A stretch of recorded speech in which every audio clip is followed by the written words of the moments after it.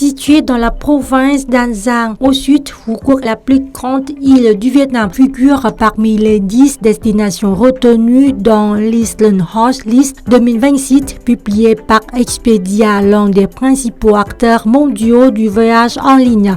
Elle côtoie notamment Saint-Lucie, Porto Santo, Portugal, Syro, Grèce, l'archipel des Lofoten, Norvège et les Fidji. Phuket occupe la 9e place de ce classement avec Palawan, Philippines. Elle est l'une des 2 destinations d'Asie du Sud-Est figurant dans le top 10.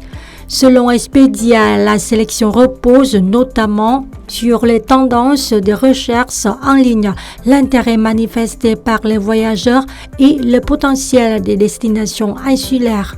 Expedia recommande par ailleurs de réserver les prestations de voyage à l'avance ou de privilégier la basse saison afin de bénéficier des conditions plus avantageuses.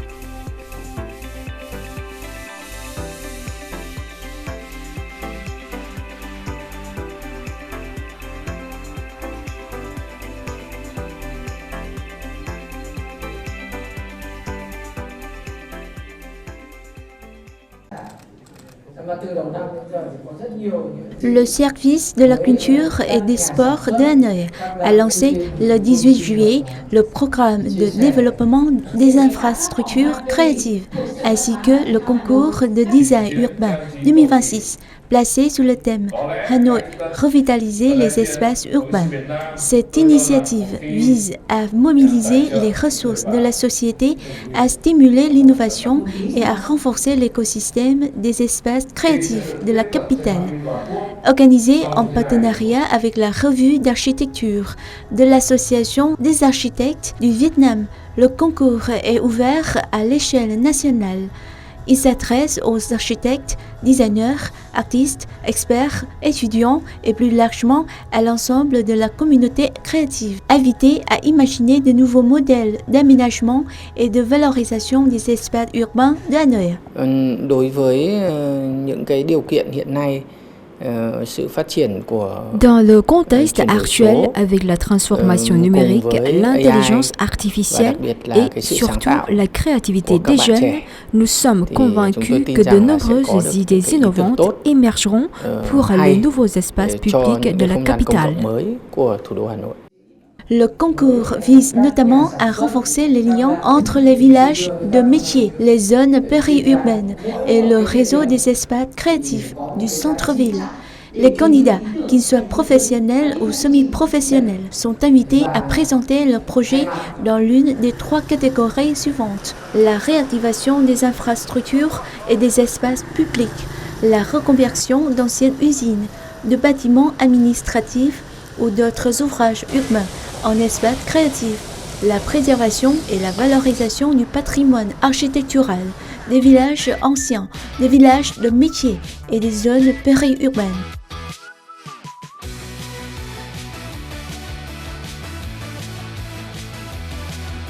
Đối với các tác phẩm thì căn cứ vào cái chất lượng nghệ thuật. Le jury évaluera les propositions selon leur qualité artistique, leur faisabilité et leur efficacité économique. Les projets nécessitant des investissements limités tout en offrant une forte valeur esthétique seront privilégiés en vue d'une éventuelle mise en œuvre. Để lựa chọn thực hiện các cái ý tưởng này. À l'occasion de la cérémonie de lancement, les organisateurs ont présenté le cahier des charges, les sites retenus, le règlement, les critères d'évaluation ainsi que le calendrier du concours, avant d'échanger avec les participants, les institutions partenaires et les représentants de la communauté créative.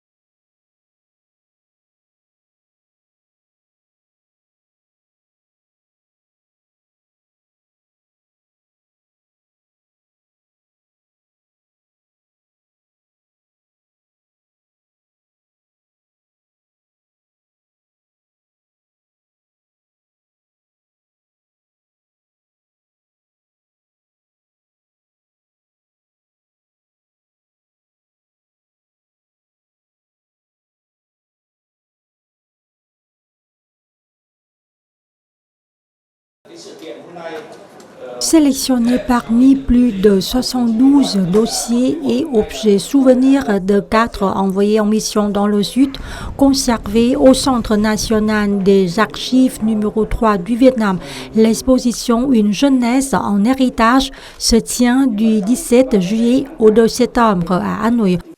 Elle invite le public à replonger dans une période héroïque de l'histoire du pays. Le point fort de l'exposition est l'espace qui rassemble plus de 100 documents, photographies et objets originaux.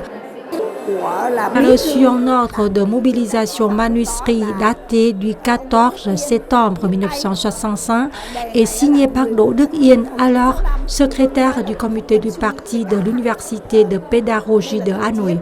Lorsque l'on m'a demandé mon avis sur cette affectation, j'ai répondu immédiatement, sans la moindre hésitation.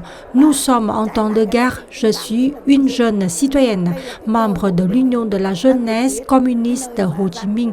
Si la patrie a besoin de moi, j'accepte sans réserve la décision de l'organisation. C'est pour moi un immense honneur de rejoindre le front là où les épreuves sont les plus rudes afin de mettre mes capacités et mon esprit de dévouement au service du pays.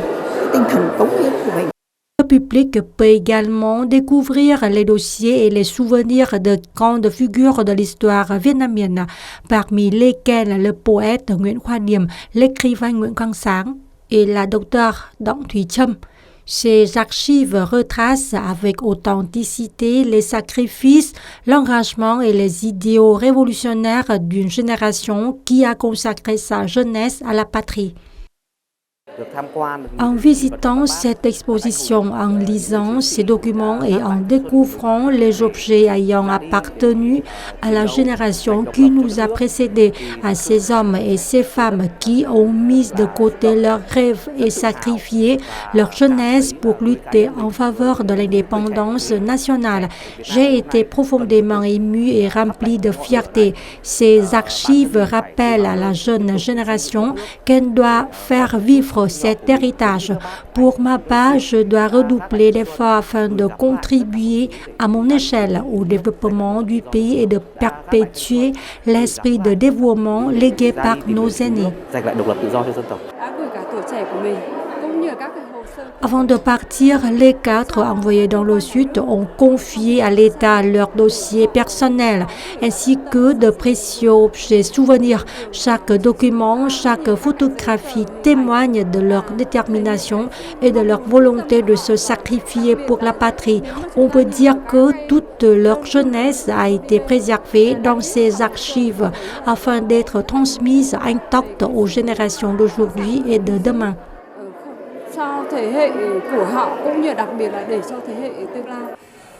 Les archives et les objets confiés par les 4 envoyés dans le Sud constituent aujourd'hui un patrimoine mémoriel exceptionnel et des témoignages précieux d'une période marquante de l'histoire du Vietnam.